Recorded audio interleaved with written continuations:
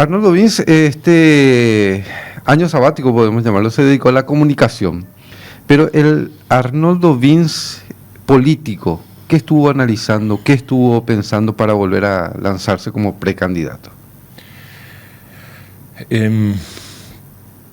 Han sido varios años en los cuales he estado involucrado en la tarea política, te consta.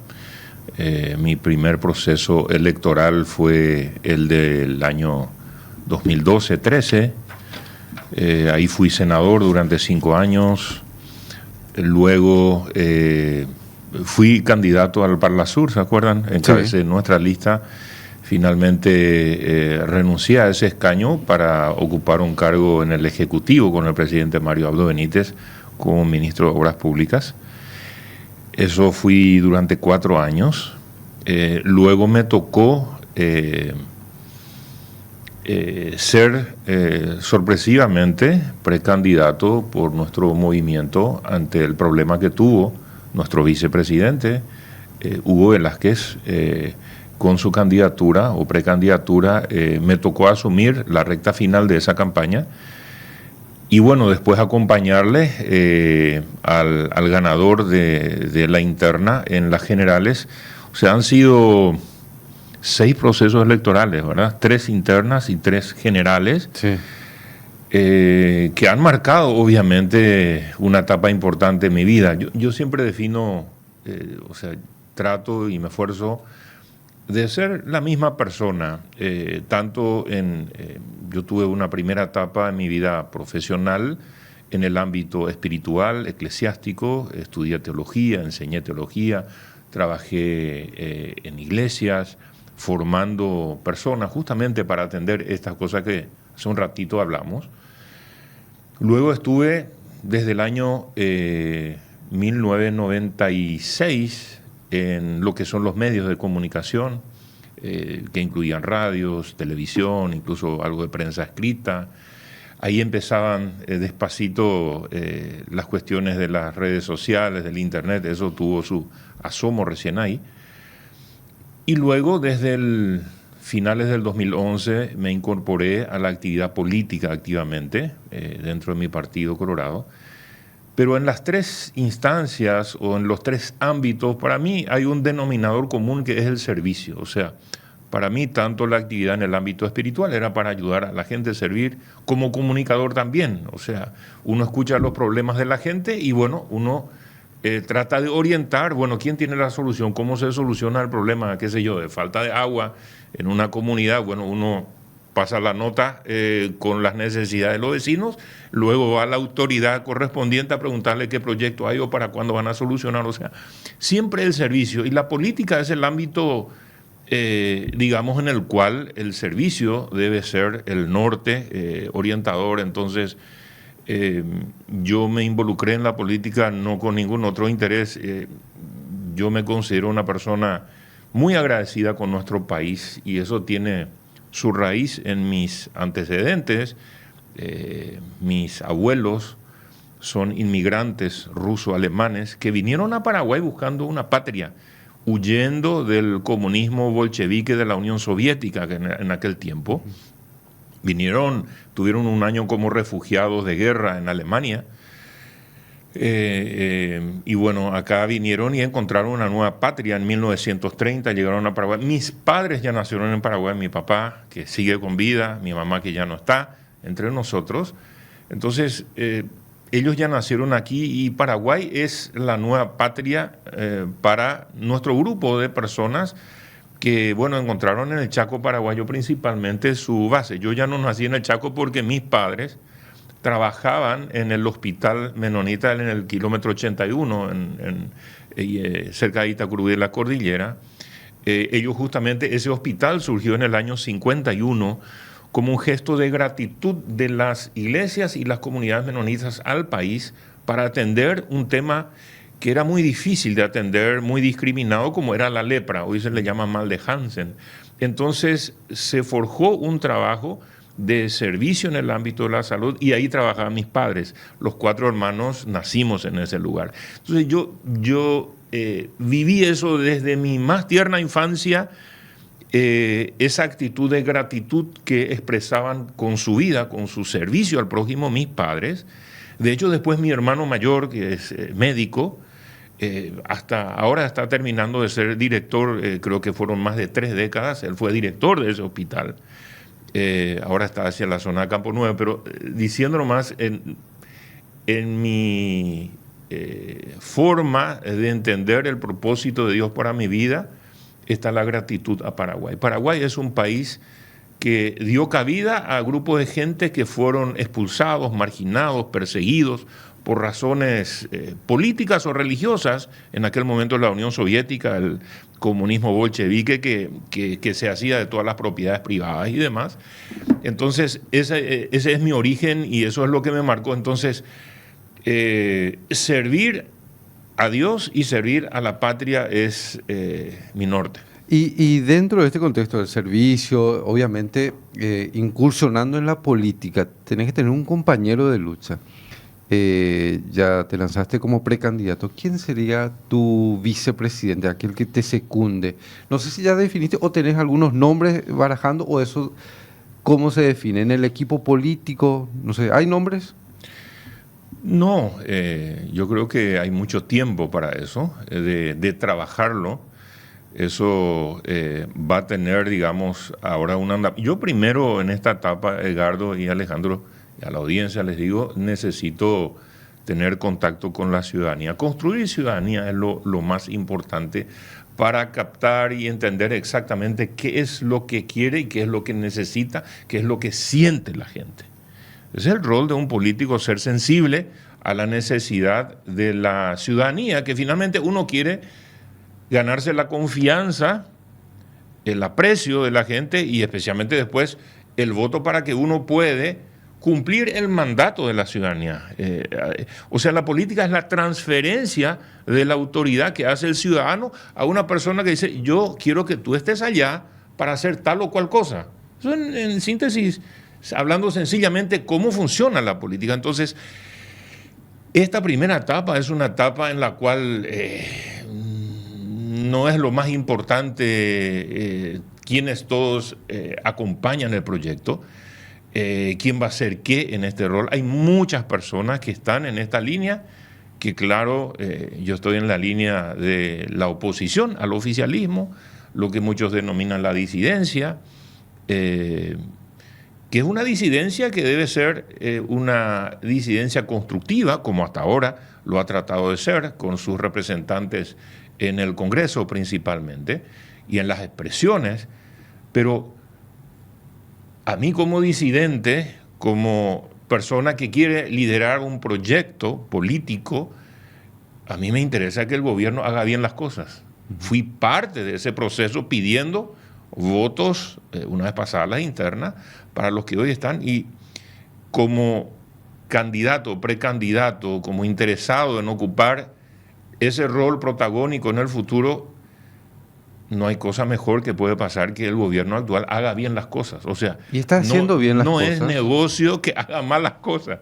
O sea, el Paraguay necesita que el gobierno haga bien las cosas, que cumpla con los compromisos asumidos en campaña.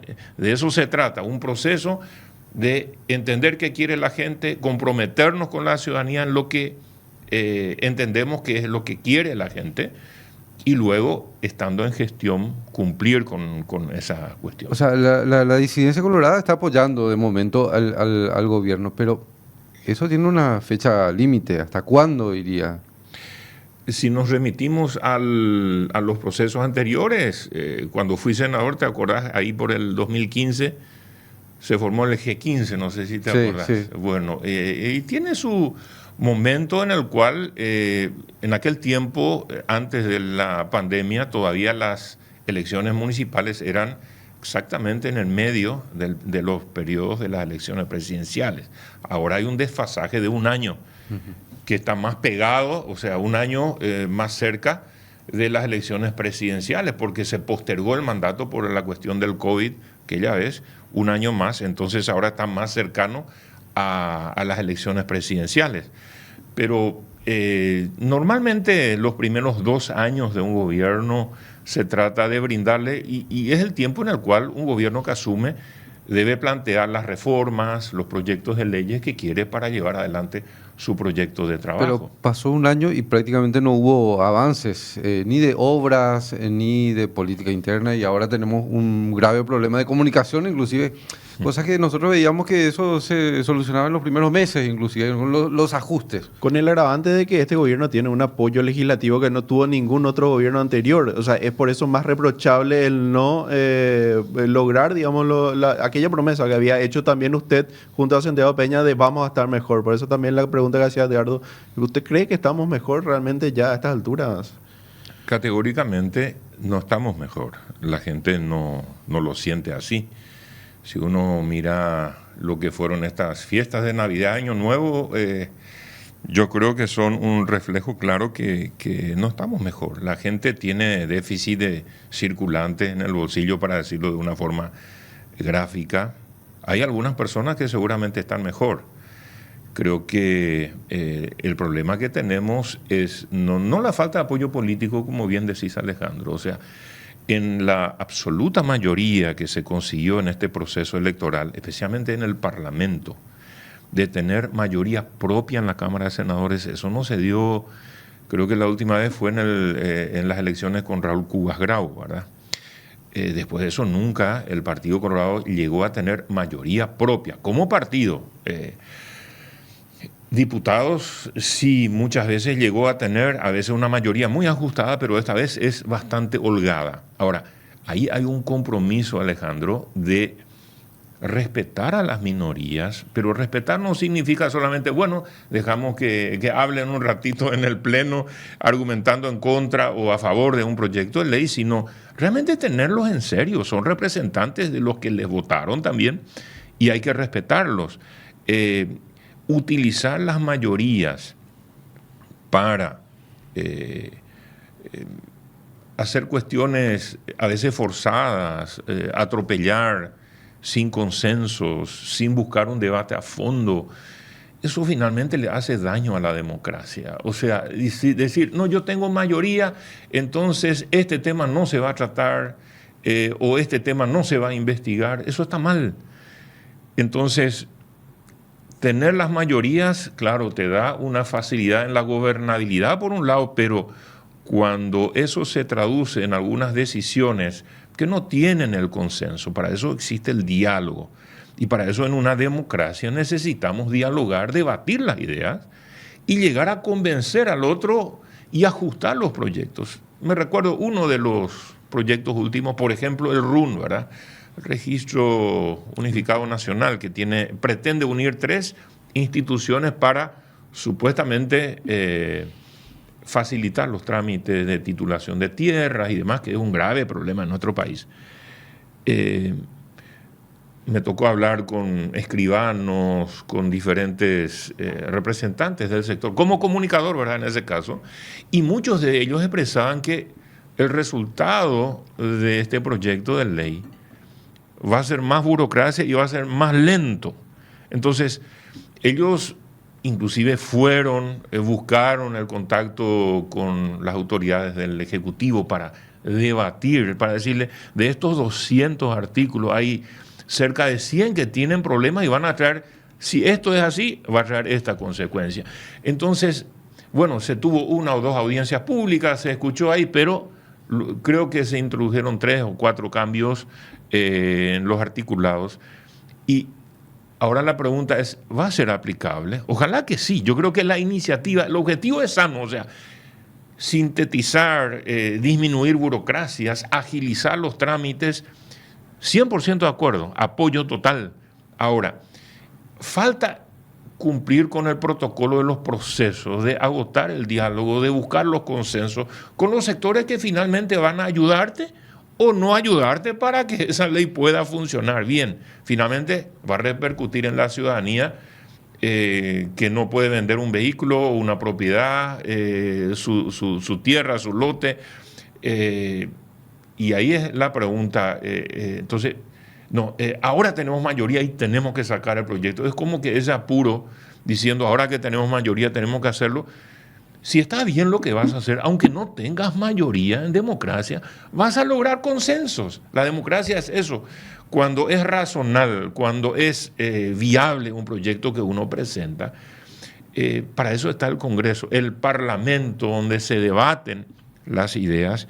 Y últimamente parece que es un mero protocolo eso, porque se tienen los números para aprobar cualquier cosa, y detrás de eso hay un peligro. Y yo veo que la política muchas veces, Alejandro, es pendular. De una absoluta mayoría, cuando no tenés sensibilidad con la opinión de los diferentes sectores involucrados en el tratamiento de una ley, finalmente después te pasan la factura. Y estamos, yo veo, y también tenemos mediciones que hicimos, vemos un hartazgo de la ciudadanía para con la clase política, ni siquiera solamente con el Partido Colorado. De la ciudadanía, esas mediciones en general. Con la clase política y los partidos políticos. Fíjate que uno de los resultados de esa medición dice que más de la mitad entre los que dicen que no hay solución en los partidos, no ven ninguna esperanza a futuro en los partidos políticos para solucionar los temas de la ciudadanía. O sea, ¿quién te va a solucionar estos temas? Los partidos políticos no llegan, entre todos sumados, no llegan al 50%. ¿Qué significa esa parte de la torta? Significa que es un caldo de cultivo para proyectos mesiánicos, populistas, outsiders, cualquier tipo de situación. En ese rango, por ejemplo, el 28% decía que ven esperanza en el Partido Colorado, el 8% en el Partido Liberal. Y después se repartían otros grupos minoritarios, ¿verdad? Pero eso... Escaso... Y eso el Latin Barómetro creo que certifica también. La gente ya no confía en un proceso, en un sistema democrático. Entonces, ¿a qué nos exponemos? Por eso es muy importante que los políticos de todos los partidos políticos trabajemos en lograr esa conexión con la ciudadanía y que cuando estemos en un cargo, bueno, no estemos en una burbuja donde vemos los números de mayorías o minorías, sino que veamos que realmente legislemos para atender las necesidades. Ahora, Marcelo Lacchi, haciendo referencia a cifras, decía que este es un gobierno con características de autoritarismo. ¿Coincide con eso? En una forma de ver, sí. O sea, justamente utilizando las mayorías para imponer cuestiones. O sea, uno puede, es legal. O sea, tener los números, así dice la Constitución, así dicen las leyes, es legal. Pero roza con el tema de decir, bueno, no soy sensible, no escucho al otro, le dejo hablar ahí un rato, o si no, corto el diálogo, convocamos una extraordinaria donde no hay tiempo para los debates.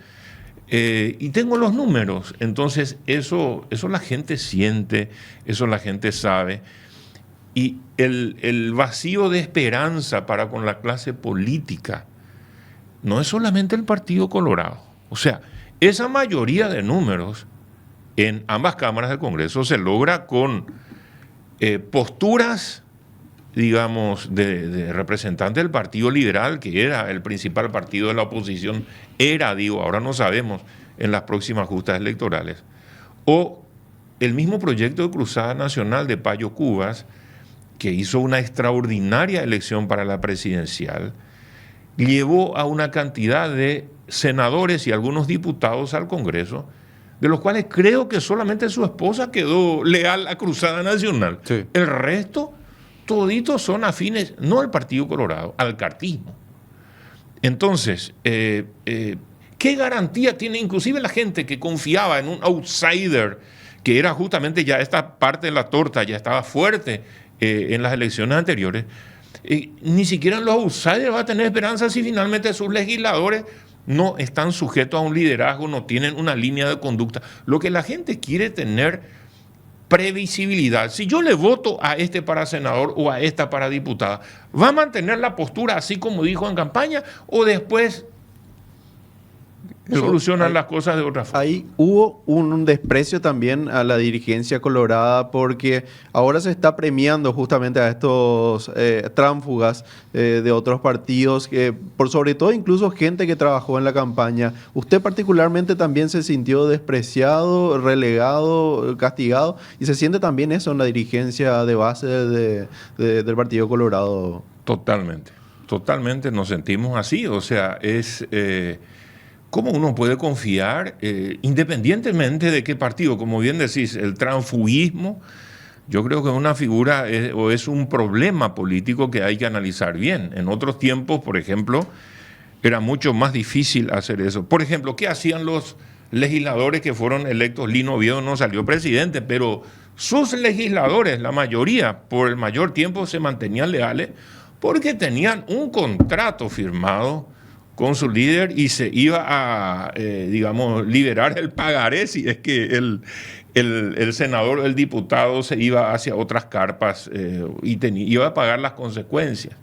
Entonces, algunas veces es con una forma de sujeción económica y bueno, otras veces es con personas que uno cree que tienen una formación y una postura y que finalmente la cambian. Entonces, por eso el descrédito a la clase política es muy grande y eso necesitamos reconstruir. Por eso me gustó el título del programa como lo pusieron Edgardo y Alejandro, el tema de reconstruir, de renovar, digamos, la oposición políticamente en nuestro país. Y eso lleva tiempo. Y vamos a tener ahora toda la previa a lo que son las elecciones municipales, ¿verdad? Buscar gente preparada, nueva, fresca para ser candidato a concejales municipales, a intendentes municipales. Esa renovación es demasiado importante. Este sistema electoral que ya se aplicó en la anterior municipal y la anterior general de las listas desbloqueadas, el problema no es el sistema. Porque bueno, en el Parlamento, vos sabés bien, Edgardo, que está ahí. Hubo un recambio, creo que más del 60%. Sí. Fuera. Con un y nuevo yo sistema. creo que en esta próxima elección, no sé si va a ser, creo que más que el 60% de renovación. Ahora, cambiar por cambiar es suficiente, es mejor. O sea, cambiamos uno malo por uno mejor. Y ahí está el trabajo que hay que hacer con la ciudadanía, de que los ciudadanos sean mucho más exigentes y el día de las elecciones no voten por otras cuestiones, sino que voten por las personas en las cuales ellos confían, en las cuales ellos realmente ellos conocen, y no que se le imponga porque fulano es de tal lista o que obedece a tal línea. Este sistema electoral te da mayor libertad, pero también el doble de responsabilidad. Claro, la ciudadanía no puede quejarse de este Parlamento porque nunca fue tan democrático en el sentido de decir, vos pudiste elegir el partido o el movimiento y pudiste elegir este candidato de esta lista. Ese es el senador que yo quiero. Entonces, la ciudadanía votó y decidió, y esta es la representación que tenemos. Ahora, tenemos que trabajar para mejorar la representación de la ciudadanía.